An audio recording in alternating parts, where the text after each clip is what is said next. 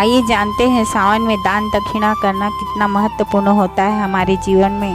कहते हैं सावन का महीना केवल पवित्र माना गया है या भगवान शिव की पूजा अर्चना के लिए ही नहीं बल्कि दान पुण्य करने के लिए भी वर्ष का सबसे श्रेष्ठ और उत्तम महीना माना जाता है और फलदायी समय भी माना जाता है। शास्त्रों के अनुसार सावन में किए गए दान का फल सामान्य दिनों की तुलना में कई गुना अधिक अक्षय होता है, अक्षय की प्राप्ति होती है।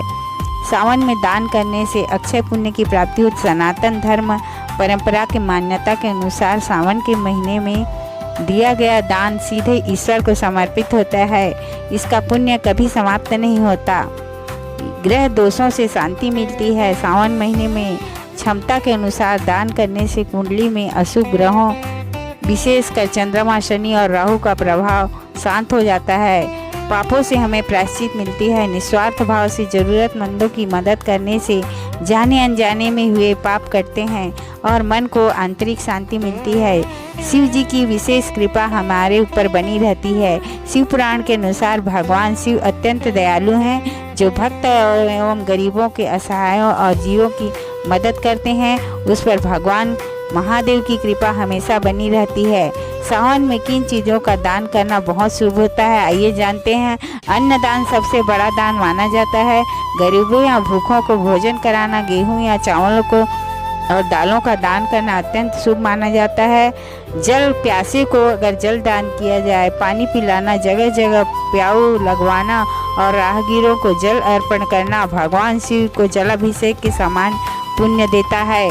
और वस्त्र दान करने से ज़रूरतमंदों या पंडितों को वस्त्र, कपड़े या दान करने से अधिक समृद्धि की प्राप्ति होती है और हमारी दरिद्रता दूर होती है। कहते हैं सावन महीने में गुड़ और तिल दान करने से स्वास्थ्य लाभ होता है और शनि व सूर्य की कृपा हमें प्राप्त होती है। पंचामृत, यदि आप मंदिर में रोज दूध चढ़ाते हैं, उसके साथ साथ किसी गरीब बच्चे को दूध पिलाना या दान करना महादेव को अति प्रिय है। पंचामृत का दान करने से सभी पुण्य की प्राप्ति होती है।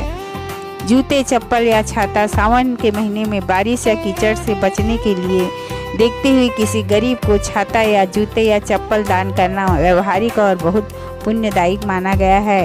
दान का पुण्य नियम: दान हमेशा निस्वार्थ भाव से करना चाहिए। श्रद्धा और बिना किसी अहंकार से किया गया दान गुप्त दान सही और ज़रूरतमंदों के व्यक्ति को दान पूर्ण फल प्रदायी माना गया है।